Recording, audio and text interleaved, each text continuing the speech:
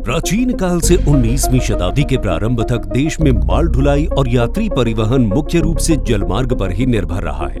कालांतर में रेल और सड़क नेटवर्क ने जलमार्ग की महत्ता को कम कर दिया। माननीय प्रधानमंत्री श्री नरेंद्र मोदी ने भारत में जलमार्गों के संवर्धन की आवश्यकता को महत्व दिया और देश भर में 111 जलमार्गों को विकसित करने की घोषणा की। भारत सरकार के पत्तन पोत परिवहन एवं जलमार्ग मंत्रालय के अंतर्गत अंतर्देशीय जलमार्ग प्राधिकरण को इस चुनौतीपूर्ण कार्य के क्रियान्वयन की जिम्मेदारी सौंपी गई। गंगा नदी पर बने राष्ट्रीय जलमार्ग 1 का मुख्य उद्देश्य पवित्र शहर वाराणसी को कोलकाता और हल्दिया बंदरगाहों से जोड़ना है। राष्ट्रीय जलमार्ग 1 भारत बांग्लादेश प्रोटोकॉल रूट के माध्यम से पूर्वोत्तर राज्यों को देश के अन्य भागों से जोड़ने में सफल रहा है। इसकी महत्वपूर्ण कड़ी है ब्रह्मपुत्र तथा बराक नदियों पर बने जलमार्ग 2 और जलमार्ग 16। इन जलमार्गों को भारी औद्योगिक और कृषि उत्पाद के परिवहन के लिए विकसित किया गया है। देश में जलमार्गों के माध्यम से माल की आवाजाही में हाल के वर्षों में उल्लेखनीय वृद्धि देखी गई। जहां 2013 में यह 18.8 मिलियन टन हुआ करती थी, वहीं 2021-22 में यह बढ़कर 108.76 मिलियन टन हो गई है। जलमार्ग विकास परियोजना फरक्का में एक नया नेविगेशनल लॉक का निर्माण करा रहा है, जो कि अत्याधुनिक तकनीक से लैस है। ये जहाजों की सुगम आवाजाही सुनिश्चित करेगा। ये नया नेविगेशन लॉक 2023 तक बनकर तैयार हो जाएगा। जलमार्ग विकास परियोजना का मुख्य उद्देश्य भारी औद्योगिक कार्गों की परिवहन की आवश्यकताओं को पूरा करना है। गंगा नदी के किनारे बसे करोड़ों लोगों को सस्ती, पर्यावरण अनुकूल एवं आसान परिवहन व्यवस्था प्रदान करने के उद्देश्य से जल मार्ग विकास परियोजना 2 शुरू की गई है। जल मार्ग विकास परियोजना 2 का मुख्य उद्देश्य छोटे व्यापारियों, स्थानीय व्यवसायियों और स्थानीय समुदायों को आसान परिवहन की सुविधा का लाभ पहुंचाना है। भारतीय अंतर्देशीय जलमार्ग प्राधिकरण राष्ट्रीय जलमार्ग 1 पर 60 से अधिक सामुदायिक जेटियों का निर्माण करा रहा है। गंगा नदी के अतिरिक्त ब्रह्मपुत्र नदी पर बने 891 किलोमीटर लंबे राष्ट्रीय जलमार्ग 2 को अरुणाचल प्रदेश के सादिया से असम के धुबरी तक जल परिवहन के लिए बनाया गया है। इसी तरह बराक नदी पर राष्ट्रीय जलमार्ग 16 को विकसित किया गया है, जो कि भारत बांग्लादेश प्रोटोकॉल रूट के माध्यम से बांग्लादेश के साथ होने वाले व्यापार को बढ़ावा देगा।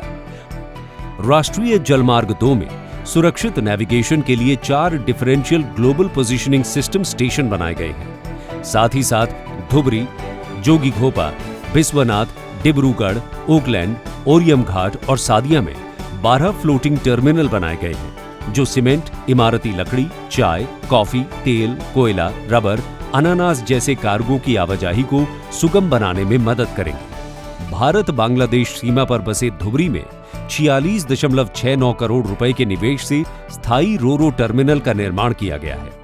एमवी सचिन देव बर्मन और एमवी रानी गाइडिनल्यू रोरो जहाजों ने माजुली के 144 गांवों के 1,50,000 लोगों के जीवन को बदल दिया है। उत्तर पूर्व में विकसित ये जलमार्ग का नेटवर्क इस पूरे क्षेत्र को कोलकाता और हल्दिया जैसे प्रमुख बंदरगाहों से जोड़ने के साथ ही साथ पूरे BBIN क्षेत्र यानी बांग्लादेश, भूटान, भारत और नेपाल के लिए एक नया आर्थिक मंच भी तैयार करेगा।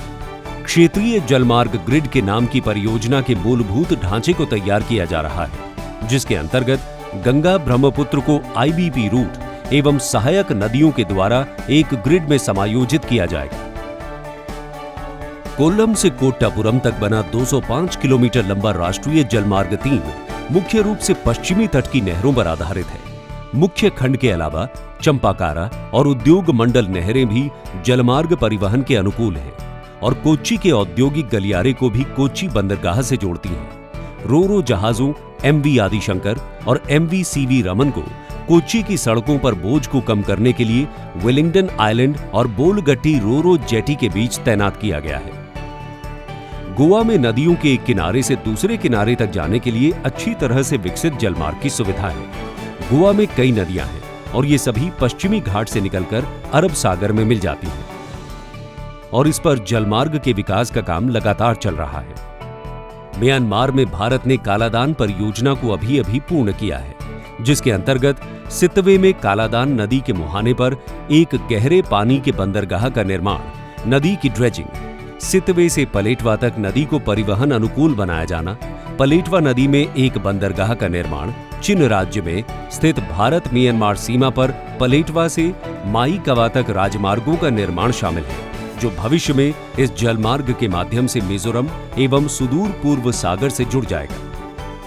भारत और बांग्लादेश के बीच अंतर्देशीय जल ट्रांजिट और व्यापार प्रोटोकॉल एक देश के अंतर्देशीय जहाजों को दूसरे देश के निर्धारित मार्गों से ट्रांजिट की अनुमति देता है। ये प्रोटोकॉल रूट है कोलकाता से सिलघाट 1720 किलोमीटर, कोलकाता से करीमगंज बदरपुर 1339 किलोमीटर, धुलियन से अरीचा 270 किलोमीटर, सिलघाट से करीमगंज बदरपुर 1437 किलोमीटर और सोनमुरा दाऊकंडी 93 किलोमीटर। जलमार्गों के विकास और उन्हें परिवहन योग्य बनाए जाने से राष्ट्रीय जलमार्ग 1, 2 और 3 पर क्रूज पर्यटन की शुरुआत भी हो गई है। इन क्रूज जहाजों ने विभिन्न तरह के पर्यटन स्थलों जैसे वन्य जीव अभयारण्य, एडवेंचर टूरिज्म, पर्यावरण पर्यटन, हिल स्टेशन, झीलों, ऐतिहासिक स्मारकों और वाराणसी के गौरवशाली घाटों में आने वाले पर्यटकों की संख्या में आशातीत बढ़ोतरी की है। भारतीय अंतर्देशीय जलमार्ग प्राधिकरण एक स्वच्छ, सुगम और हरित परिवहन माध्यम को विकसित करने की दिशा में काम कर रहा है, जिससे यातायात के एक नए अध्याय की शुरुआत हो चुकी है एवं अमृतकाल के अपने 500 मिलियन टन के लक्ष्य पर IWAI निरंतर अग्रसर है।